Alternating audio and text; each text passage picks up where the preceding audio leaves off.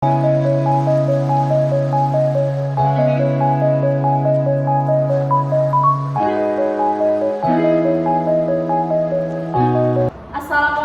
warahmatullahi wabarakatuh. Selamat pagi. Yang terhormat Ibu Ira Novitasari MPD sebagai dosen pengampu mata kuliah kealaman dasar dan teman-teman semua yang saya banggakan. Pertama-tama, marilah kita panjatkan puji dan syukur kehadirat Allah atas segala limpahan rahmat dan hidayah-Nya sehingga kita dapat berkumpul di sini dan berdiri dengan keadaan sehat walafiat. Amin ya rabbal alamin. Sebelumnya kami mengucapkan terima kasih karena telah diberi kesempatan untuk mempresentasikan hasil kerja kelompok kami. Perkenalkan, nama saya Hoirisa Athas sebagai moderator. Saya Rahel Dania sebagai penjelas pertama. Saya Avalia sebagai penjelas kedua. Pada kesempatan kali ini kami akan mempresentasikan tentang peta konsep sumber daya alam yang akan dijelaskan oleh pembicara pertama. Kepada Rahel, dipersilakan. Terima kasih untuk kesempatan yang saya berikan. Saya sebagai penjelas pertama akan menjelaskan tentang apa sih itu sumber daya alam. Apakah kalian tahu bahwa pepatah pernah mengatakan berikan yang terbaik kepada alam dan alam akan memberikan yang terbaik bagi kita. Nah, teman-teman tahu gak sih apa itu sumber daya alam? Sebelum kita mempelajari materi ini lebih jauh, alangkah baiknya kita akan memahami sumber daya alam. Tujuannya untuk membangun konsep pemahaman kita. Sumber daya alam adalah segala sesuatu yang berasal dari alam yang dapat digunakan untuk memenuhi kebutuhan manusia. Contoh yang pertama ialah, bisa kita lihat di peta konsepnya.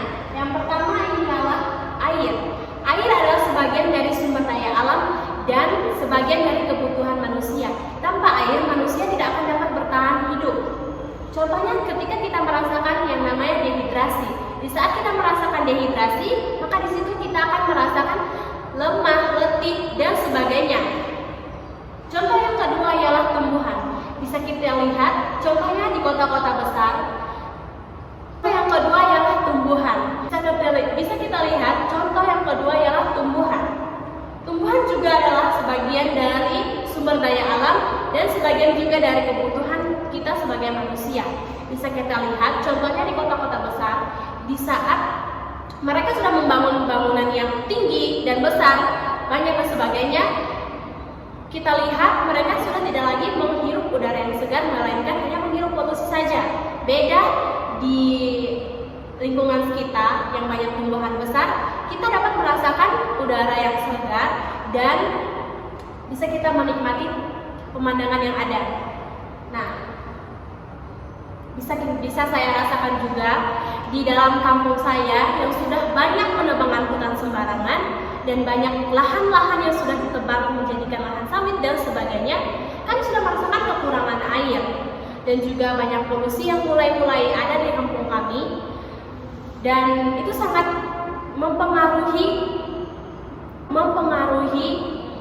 udara yang kita hirup. Nah, contoh yang ketiga ialah hewan. Hewan juga adalah sebagian dari penghuni sumber daya alam. Kalau kita tahu itu, nah, hewan juga sama seperti kita manusia membutuhkan air, oksigen yang baik, dan juga tumbuhan di sekelilingnya. Nah, yang kedua ialah contoh yang saya ambil ialah contohnya yang tidak dapat diperbaharui. Contoh yang kedua ialah sumber daya alam yang tidak dapat diperbaharui. Contohnya seperti apa? Contohnya ialah minyak bumi, batu bara, gas alam, dan logam. Bisa kita lihat yang saya sebutkan ini tentu saja sumber daya alam yang tidak dapat diperbaharui. Kenapa tidak dapat diperbaharui? Karena bisa kita lihat di dalam contoh sumber daya alam yang pertama yang saya baca ialah tumbuhan, air, dan hewan itu memang bisa diperbaharui karena adanya perkembangbiakan terhadap hewan dan juga tumbuhan bisa kita tanam kembali yang sering juga kita sebut sebagai reboisasi.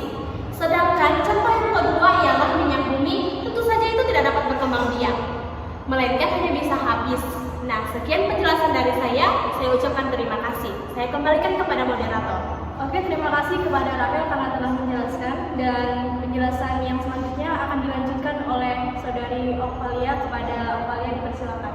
Nah, di sini saya akan menjelaskan tentang sumber daya alam yang dipengaruhi oleh faktor alam. Contohnya gempa bumi, banjir, gunung meletus, kebakaran, dan yang dipengaruhi oleh perbuatan manusia seperti contohnya penebangan hutan, pembuangan sampah di sungai atau laut, pemburuan hewan, pengadangan berpindah, menangkap ikan dengan bahan peledak. Seperti banyak contoh di sekitar kita. Yang pertama itu membuang sampah di sungai. Itu banyak orang-orang yang membuang sampah di sungai yang menyebabkan aliran tersumbat dan menyebabkan banjir. Dan penebangan hutan, banyak yang menebang hutan secara sembarangan yang menyebabkan longsor di hutan gitu. Sekian dari saya, terima kasih. Sekian penjelasan dari kelompok kami. Saya sebagai moderator mohon maaf apabila ada kata-kata yang salah dan kurang berkenan. Mohon dimaafkan. Wabillahi taufiq wal hidayah. Wassalamualaikum warahmatullahi wabarakatuh.